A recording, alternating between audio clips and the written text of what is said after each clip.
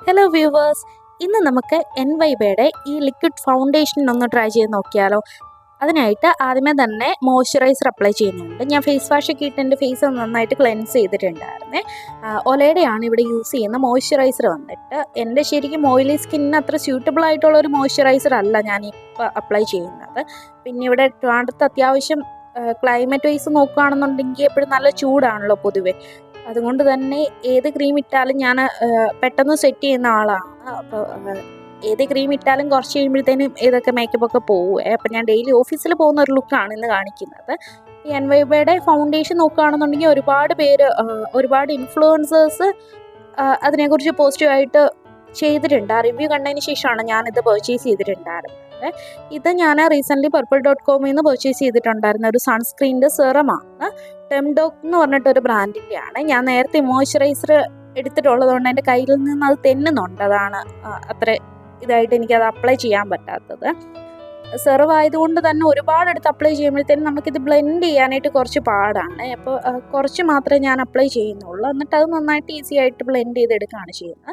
ഓരോ ക്രീമും അപ്ലൈ ചെയ്തതിന് ശേഷം ഒരു 30 സെക്കൻഡ്സെങ്കിലും നമ്മൾ ആ ക്രീം ഒന്ന് ഡ്രൈ ആവാൻ വേണ്ടിയിട്ട് ടൈം കൊടുക്കുക. മോയ്സ്ചറൈസർ ഇട്ടതിന് ശേഷം ഒരു 30 സെക്കൻഡ്സ് അതൊന്ന് ഡ്രൈ ആയതിനു ശേഷം മാത്രം അടുത്ത ഏതാണോ ക്രീം അത് അപ്ലൈ ചെയ്യുക. ഇനി ഞാൻ ഫൗണ്ടേഷനാണ് ഇടുന്നത്.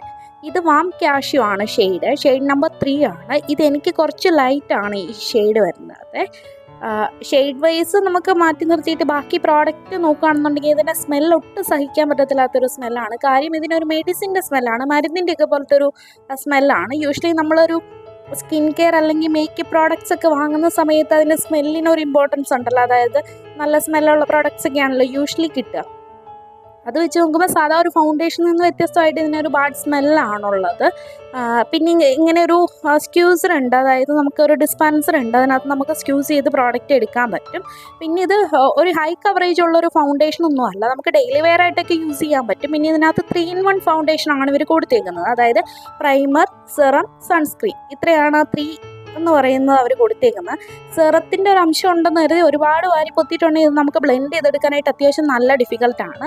നിങ്ങൾ എന്നെപ്പോലെ വെപ്രാളം ഒന്നും കാണിക്കരുത്. ഞാനിത് ഫേസിലൊക്കെ എന്തെങ്കിലും അപ്ലൈ ചെയ്യുമ്പോൾ കുറച്ച് ധൃതി വെച്ചിട്ട് ചെയ്യുന്നുണ്ട്, അങ്ങനെ കണ്ണിലൊക്കെ കുത്താറുണ്ട്. അപ്പോൾ അതാണ് നിങ്ങളിപ്പോൾ കണ്ടത് കേട്ടോ.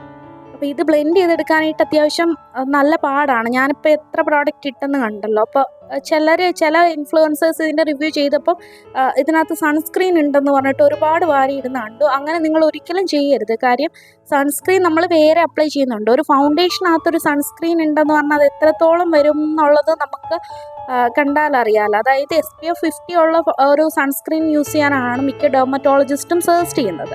അപ്പോൾ ഒരു ഫൗണ്ടേഷനകത്ത് എത്രത്തോളം ഒരു സൺസ്ക്രീൻ SPF വരും എന്നുള്ളത് നമുക്കറിയാൻ പറ്റും. അപ്പോൾ അതൊരുപാട് വാരി ഫൗണ്ടേഷൻ കുറേ വാരി ഇട്ടിട്ട് അത് ബ്ലെൻഡ് ചെയ്തെടുക്കുന്നത് അത്ര പ്രാക്ടിക്കലി ലോജിക്കുള്ളൊരു കാര്യമല്ല. നമ്മുടെ ഫേസിന് എത്രയാണോ ആവശ്യം അതെടുത്ത് ഇടുക. ഇതിപ്പോൾ ഇട്ടപ്പം തന്നെ വേണ്ട, കവറേജ് ഒന്നുമില്ല, ജസ്റ്റ് നമ്മളൊരു ഡേ ക്രീമൊക്കെ അപ്ലൈ ചെയ്യത്തില്ലേ, ആ ഒരു ഫീലാണ് ഈ ഒരു ഫൗണ്ടേഷനുള്ളത്. ഒട്ടും ലാസ്റ്റ് ചെയ്യത്തില്ല. ജസ്റ്റ് ഇപ്പം ഞാൻ ഫാനൊക്കെ ഓഫ് ചെയ്തിട്ടിട്ടാണ് ഇത് ചെയ്യുന്നത്. അപ്പോൾ ഇതിന് ലാസ്റ്റ് ആകുമ്പോഴത്തേക്കിനും ഞാൻ അത്യാവശ്യം വേർക്കുമ്പോൾ തന്നെ ഇത് പോകുന്നുണ്ട്. ഇപ്പം ഞാൻ യൂഷ്വലി ഓഫീസിൽ പോകുമ്പോഴത്തേനും രാവിലെ ഇതൊക്കെ ഇട്ട് സെറ്റ് ചെയ്തിട്ട് ഓഫീസിലെത്തുമ്പോഴത്തേക്കിനും പോകും. കാര്യം ജസ്റ്റ് ഒന്ന് നമ്മൾ പുറത്തിറങ്ങി, എൻ്റെ നല്ല ഓയിലി സ്കിന്നാണ്, അതിനൊട്ടും സ്യൂട്ടബിൾ അല്ലാത്തൊരു ഫൗണ്ടേഷനാണ്. ഞാൻ അപ്പോൾ കോമ്പാക്ട് പൗഡർ ഇട്ട് ജസ്റ്റ് അതൊന്ന് സെറ്റ് ചെയ്യുകയാണ് ചെയ്യുന്നത്.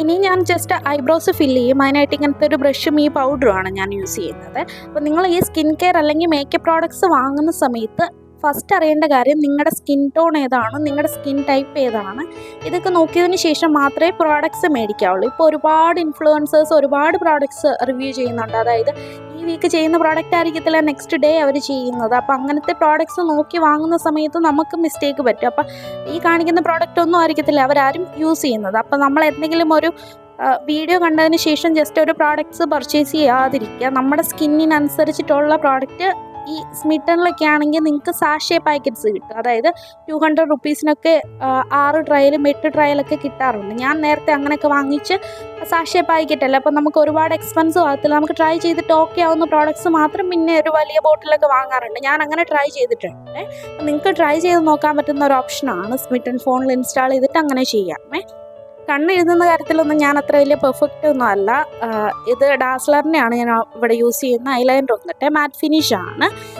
എന്ന് വരച്ചാലും എൻ്റെ ഇടത്തെ കണ്ണും വലത്തെ കണ്ണും രണ്ടും രണ്ട് രീതിയിലേ കിട്ടാറുള്ളൂ. അതിനി എങ്ങനെ വരച്ചാലും അത് രണ്ടും രണ്ടായിട്ടേ വരത്തുള്ളൂ. പിന്നെ എൻ്റെ കുറച്ചൊരു ഹ്യൂഡഡ് ഐസ് ആണ്.